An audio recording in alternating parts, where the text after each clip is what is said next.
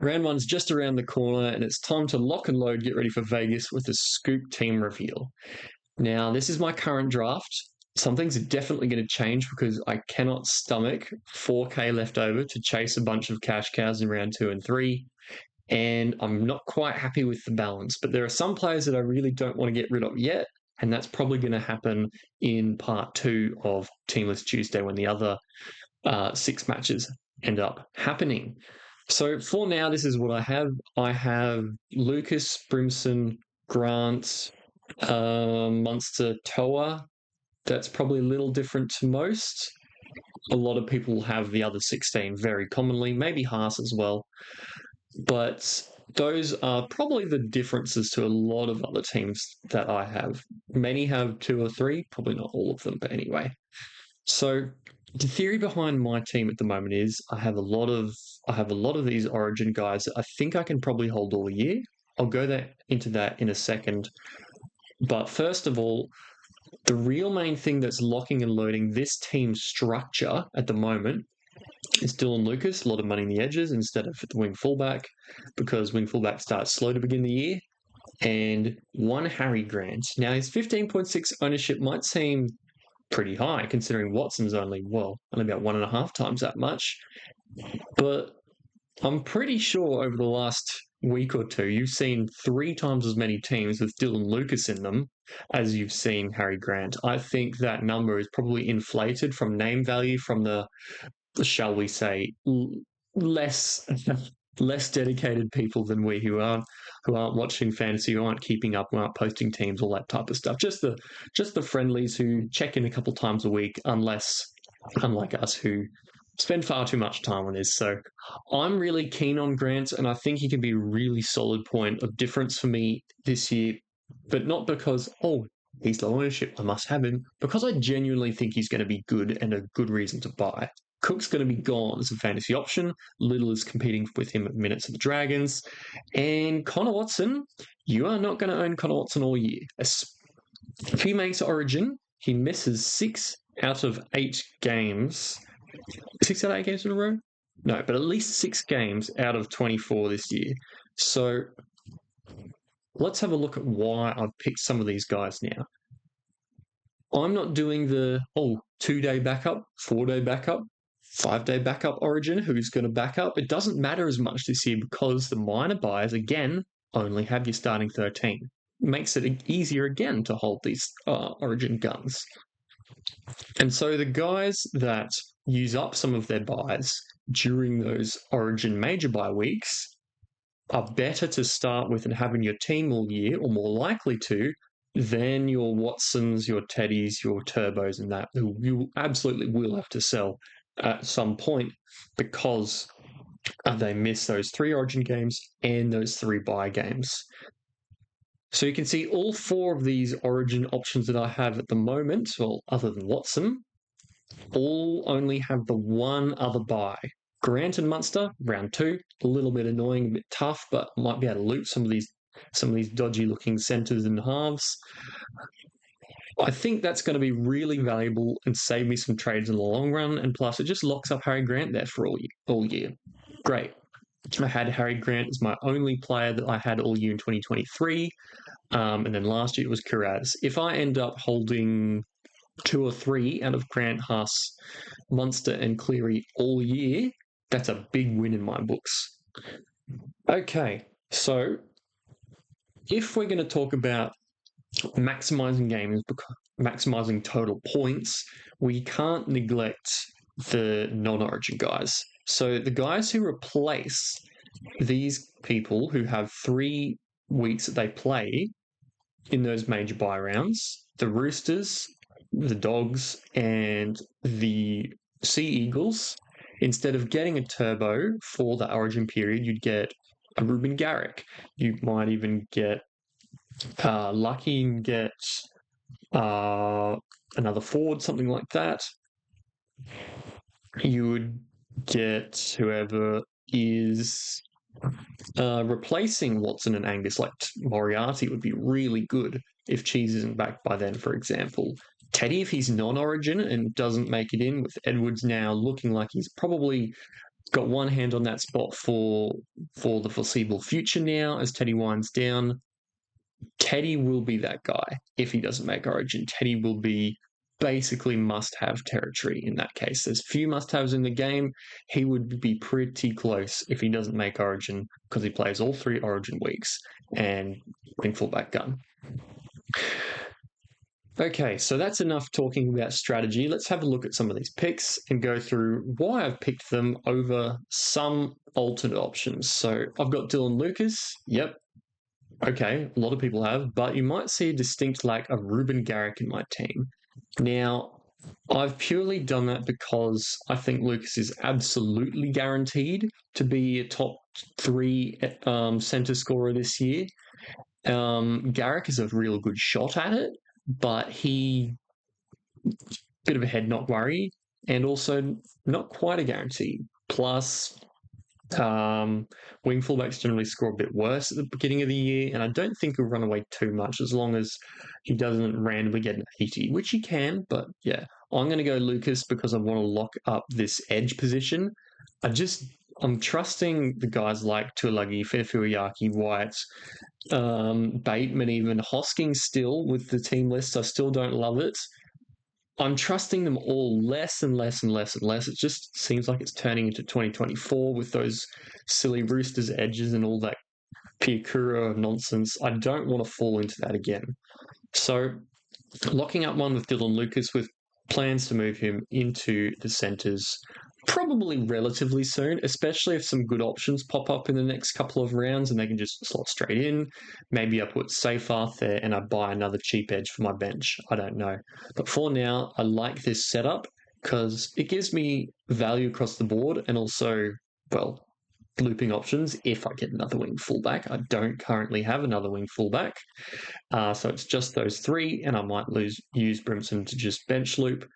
But I have options at the moment.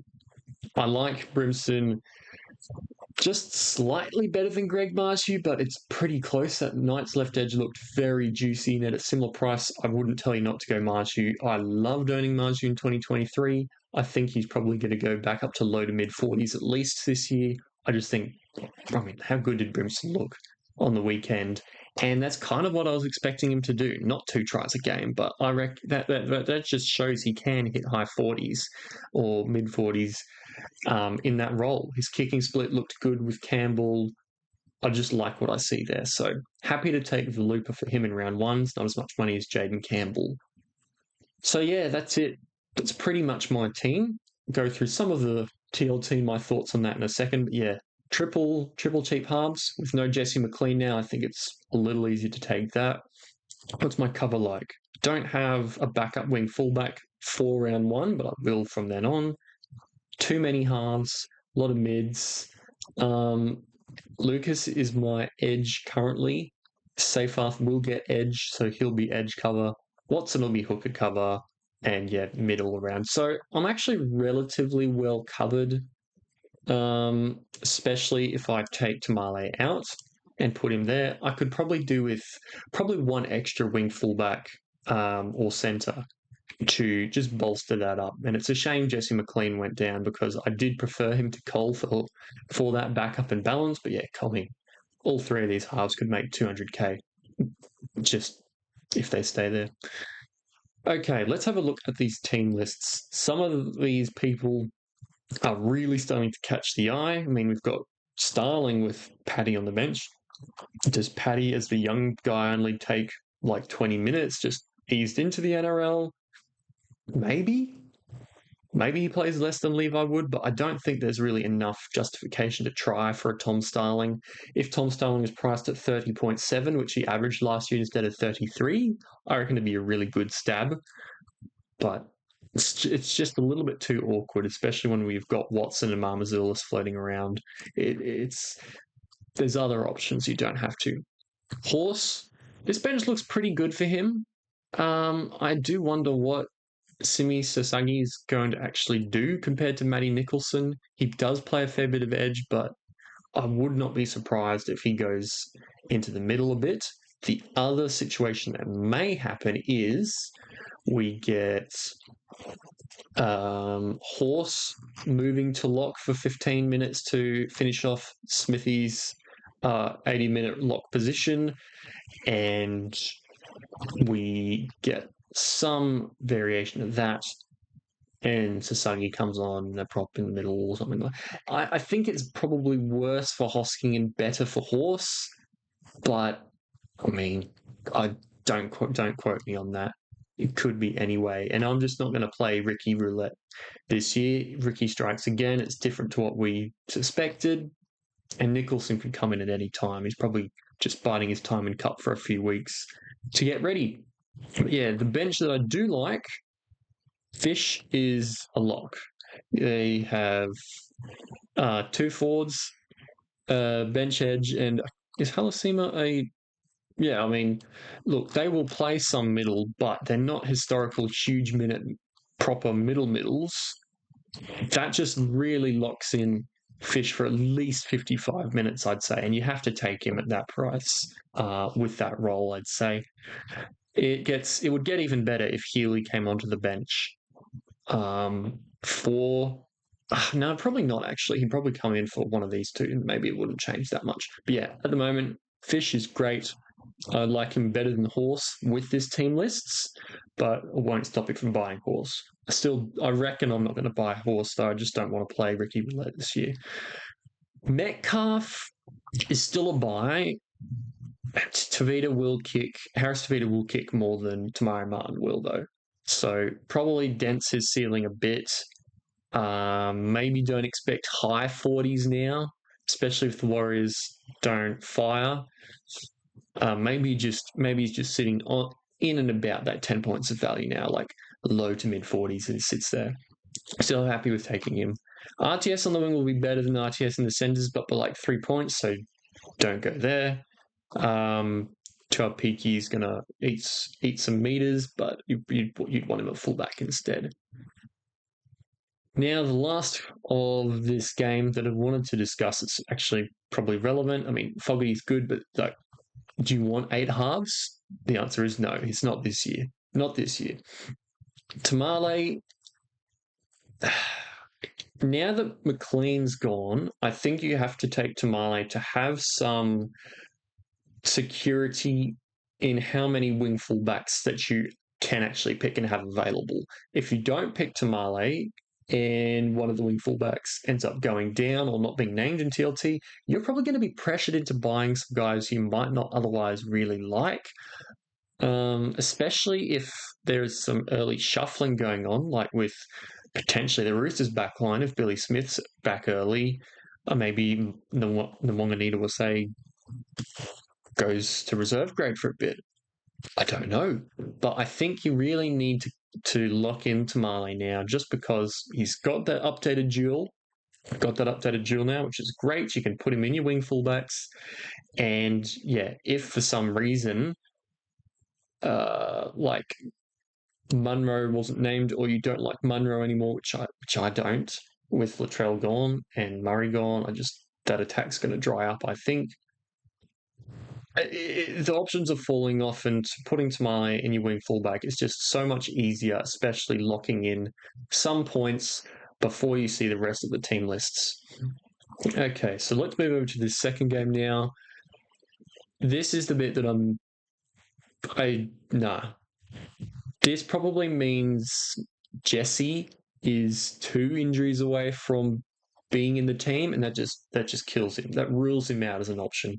Casey's ahead, and somehow they're going to shuffle Alamotti instead of just playing the 2 brothers on the wing with To'o out. So yeah, you'd have to fight past Casey and To'o in order for Jesse McLean to get a run. So rule him out. He's probably gone until further notice. This Shark side, absolutely nothing relevant. Like, there's guys that won't be the worst. The only guy that I decently like is Wilton. He's kind of like a Bateman, I guess. Maybe not as high ceiling, but he'll probably be around about a 50 average with a 44, and locks up that edge position with this insecurity going around at the moment. I prefer Lucas because it just guarantees, more closely guarantees good keeper scores in that edge that I can also move around. But yeah, this Sharks team is the same as last year, except for Stone Street and AFB. AFB is not probably going to get as many minutes. And Stone Street scored 1.6 tries a game last year. He's already priced too high. So Jack Cole is the big talking point here. I think you just put him in your team now. No McLean, that's a spot that opens up. Jack Cole goes in. 3 halves at 250k is not good for depth at all. But 2 of them goal kick and 1 of them plays for the Panthers. So if all 3 stay there, they are all going to make 200k. That's my call now. All 3 just seem like they can. You've got Duffy, who's goal kicking, doing a lot of kick meters. He scored, what was it, 49 on the trials in the weekend? You can easily see him getting 40. Sandon Smith, kicking, kick goals, again, probably mid-30s at least. And Jack Cole, yeah, Cleary's going to be hog. Cleary's going to hog the ball because Cole's not Luai, who he's not played with for 10 years coming up through juniors. But Jack Cole also plays for the Panthers, and he will get some attacking stats and will be pretty good. There's no Liam Henry floating around. I think he's potentially injured, I think was what was happening. Yeah, the only worry about Cole over the others for me is that Tulagi's just hanging around. But for now, I think they won't rush him because, well, he's new to the system. Cole's been there for a bit, and I mean, Panthers are the Panthers. They kind of do that. IPAP is gone as an option, though. You can't pick him from the bench at 600k. Even if he gets a good role, he's not going to. You can't just go Eels IPAP equals Rosie Pete. Excuse me. Yo, just buy him if you want him. I have Haas, but Yo equally as good as Haas in my opinion. Lindsay Smith might get a couple more minutes, but yeah, not really keen. Now we'll finish off with just a little bit of analyzing what people are actually doing. So you can see, I love this new most viewed tab actually. You can see what people are actually thinking of and going for at the time, as well as the general masses. So this is almost like a filter for the, I guess, the higher standard versus the just overall general ones, or maybe the people who are more interested versus the guys who just pick.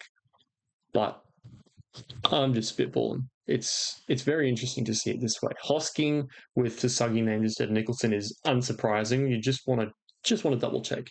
Gilbert's good too, with that trial, and Plath playing on the edge. And the comments of him saying, "Oh, if they want me to play 80, I'm gearing up my body to play 80 on edge. I want to show them basically that I want to be in this team." He just re-signed for 4 years. Pretty solid news for Gilbert, to be honest.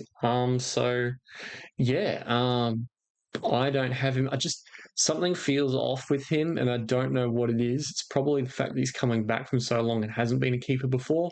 But that logic doesn't quite work out because, I mean, he was young. He's coming into a good age, so Gilbert's fine. Duncan, I'm off. Just similar vibes. Don't feel it. Moale might take over a bit more. Toa, get him in. He and Dewey are going to be the centres now that poor old Brent Naden blew his knee up, and Olam looks like his knee's blown up and is going to be possibly medically retired. So Toa looks pretty much safe as you can get for a cheapy centre for now. Dylan Lucas good. Brimson, again, the trials played a big part in that. Kola Amatangi, I wish he was at lock. If he was at lock, he would probably be on my edge instead of Lucas, because he just scored absolutely amazing at lock last year. And with Murray out, if we were confident that he was going to take that role from then on, I mean, you take I don't know, 57 average Kolomatangi at lock, priced at about 50. You just load up on that, especially with this year of the forwards and that uncertainty at edge. Seyfarth, a couple of people are really hot on him. I'm hot on him. Some people say his red hair will get him in trouble with his temper and he's not a good football player and will get dropped. I can see that also, but I just don't think they have anybody. I think it's going to be a little harder to drop him than it might seem. Preston, good, also fits into that non-origin bracket very well. Tuilagi, yeah, he missed 7 tackles. It kind of felt like the return of the slug, but also there was just old halves. No Moses, no Dylan Brown. But he's still a fine pick. Probably I won't say favourite because I don't love having him, but he's probably the top option out of him and Finfiriaki and White, all those 400k edges sitting there. And I'm not going to buy Jack Kajewski to put at my starting edge. I'm just not going to do that. I don't even want him on my bench. Just don't like those kind of players who have never scored well, and even though the role's there, something feels like it's just going to mess up. Sometimes you have to make those gut feel calls. Not all of them are right, but some of them sometimes are for reasons that you can't really think of at the time. Bateman's fine. I'm cooler on him now, but he's still fine. Corey Pace, he's fine. Probably don't love him as much as Mamazoulis, though, just because, yeah, well, everybody's got him. Pace, he can still be, don't know the minute split so much. Mamazoulis has a little bit of worry about his job security now, given that Humphreys is absolutely bashing the door down, especially with Dodd suspended round 1. He's got a chance to say, hey, I need to stay in this starting team, no matter where it is, just get me in there. I think Mamazoulis is going to keep it for longer than that, but I wouldn't be surprised if he's shipped off in round 5, 6. And then we get another cheapy hooker. But yeah, all of these guys, they're pretty high end for a reason, except for Royce Hunt. Don't get Royce Hunt. Terrell May is there. Twal is there. There's so many. Is it really going to be that much better than the Sharks role last year? I just don't think so.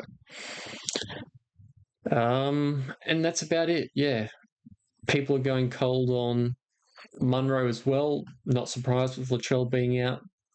Kajewski out a little bit too. It's pretty much exhausted all I want to say. So if you've got something good out of this video, the way that Scoop's brain ticks a little bit, I guess, and we're interested in seeing this team reveal, glad that you made it this far. If you are still watching, thank you for tuning in, and I'll be interested to see how my team compares to Mitch's, because I haven't really looked at Mitch's video yet, but keen to see. And give your team a comparison to both of these and to Jamie's as well.